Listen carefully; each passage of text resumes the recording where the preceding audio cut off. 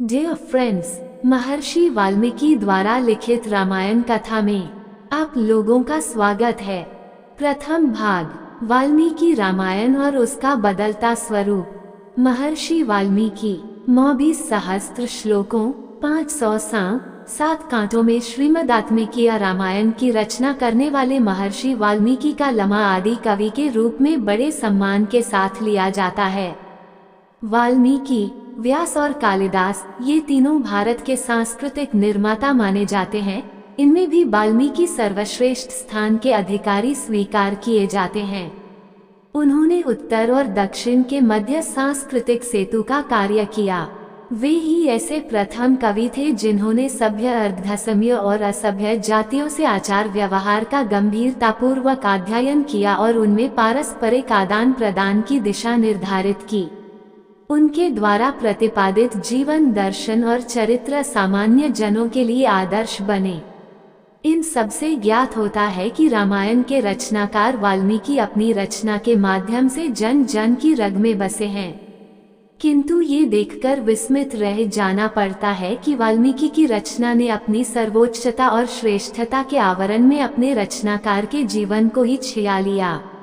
रामायण की चर्चा तो अपने सृजन के समय से ही होती रही, लेकिन रचनाकार के जीवन के संबंध में जानने के लिए विरले ही उत्सुक दिखाई दिए। रामकथा से संबंधित साहित्य का सृजन करने वाले साहित्यकारों ने इसके रचनाकार वाल्मीकि के प्रति श्रद्धा सुमन अवश्य अर्पित किए, किंतु उनको लेकर वे बहुत जिज्ञासु नहीं दिखाई दिए। यही कारण रहा कि वाल्मीकि के विषय में किसी प्रभावपूर्ण रचना का सृजन नहीं हुआ। परिणाम स्वरूप ऋषि के जीवन के प्रति उत्पक्षता बनी रही और रचनाकार के संबंध में अलग अलग प्रकार की धारणाएं सामने आने लगी। उनके संबंध में कल्पित कथाओं का सूजन होने लगा। कपोल कल्पित कथाओं के कारण सामान्य वर्ग में ये धारणा व्याप्त हो गई कि राम का उल्टा जप करके ऋपित्व प्राप्त करने वाले वाल्मीकि ने ही रामायण की रचना की थी। इस बात का भी प्रचार होने लगा कि दीर्घ काल तक तपस्या में रत रहे ऋषि के शरीर पर बाम्बियों ने घर बना लिया था, इसलिए उन्हें वाल्मीकि कहा जाने लगा। वाल्मीकि शब्द की व्युत्पत्ति वाल्मीकि भय इति वाल्मीकि के आधार पर ही अनेक कथाएं उनसे जुड़ गई।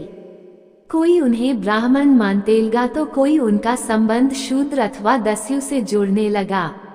ये तो एक लोकमान्य तथ्य है कि जब व्यक्ति बहुत लोकप्रिय हो जाता है तब हर व्यक्ति उससे संबंध जोड़ना चाहता है, चाहे वह रूप कोई भी हो। संस्कृत ललित साहित्य का गंभीरतापूर्वक अध्ययन करने पर ज्ञात होता है कि वाल्मीकि कालिदास से लेकर भवभूति के समय तक मंत्र दृष्टा, आदिकवि एवं प्रचेता के पुत्र के रूप में प्रसिद्ध रहे। वाल्मीकि रामायण के उत्तरकांड में वाल्मीकि को प्रचेता का 10वां पुत्र कहा गया है। ये सभी विद्याओं में दक्ष एवं ब्रह्मोपदेष्टा के रूप में भी जाने गए।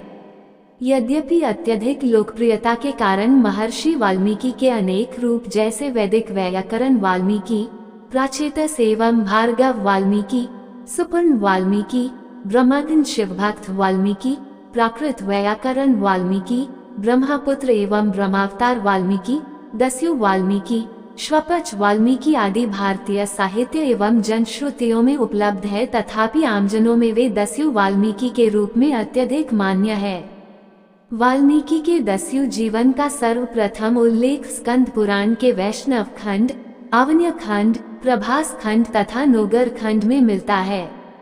वहीं उनके जीवन की कुछ कथाओं में उन्हें प्राथमिक जीवन में दस्यु के रूप में दिखाया गया है। मुरारी कवि ने अनर्घ राघव नाटक में वाल्मीकि की उत्पत्ति वाल्मीकि से मानी है। इन बातों से यह स्पष्ट हो जाता है कि 6वीं-7वीं शताब्दी तक वाल्मीकि विषयक कोई कथा प्रचलित नहीं थी और उनके नाम की व्युत्पत्ति भी साहित्य में नहीं की गई थी। अनेक नाटकों एवं काव्यों में जो उनके दस्यु जीवन से संबंधित कथाओं का वर्णन मिलता है, उन पर विविध पुराणों एवं रामायणों का प्रभाव है।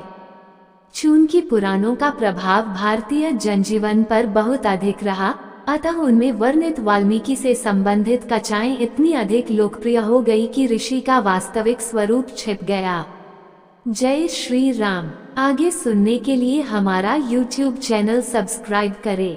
Thanks for watching my video.